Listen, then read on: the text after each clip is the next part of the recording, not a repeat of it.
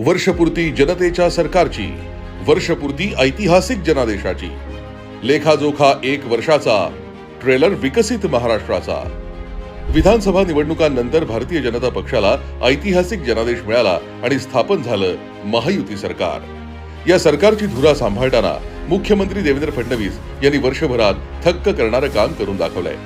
आर्थिक असो वा सामाजिक, सांस्कृतिक असो की प्रशासकीय, सर्वच क्षेत्रात उत्तम कामगिरी केली आहे। महाराष्ट्राच्या जिव्हाळ्याचा विषय असलेल्या गडकिल्ल्यांसाठी महायुती सरकार विशेष प्रयत्न करताना दिसतंय। यामुळेच छत्रपती शिवाजी महाराजांच्या महाराष्ट्रातील 11 किल्ल्यांचा युनेस्कोच्या जागतिक वारसा स्थळांच्या यादीत समावेश झाला।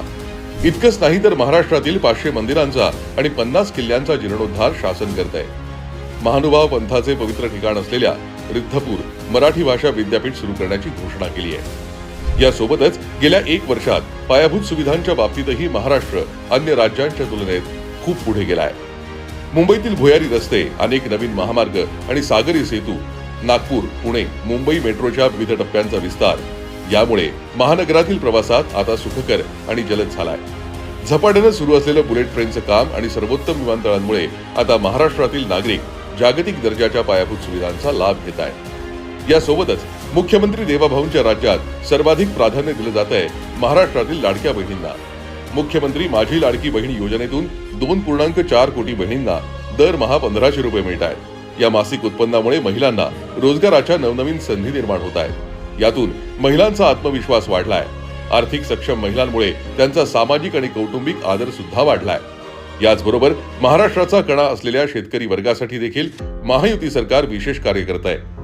महाराष्ट्र हे देशातलं एकमेव राज्य आहे जिथे शेतकऱ्यांना वर्षाला 12,000 रुपये मिळतात। इथे शेतकऱ्यांना मोफत आणि दिवसा वीज मिळते, मागेल त्याला शेततळ मिळतं, सौर कृषी पंपाची सबसिडी मिळते। इतकंच नाही तर शासकीय हमी भावानुसार शेतकऱ्यांच्या मालाची नाफेड मार्फत खरेदी सुद्धा केली जाते।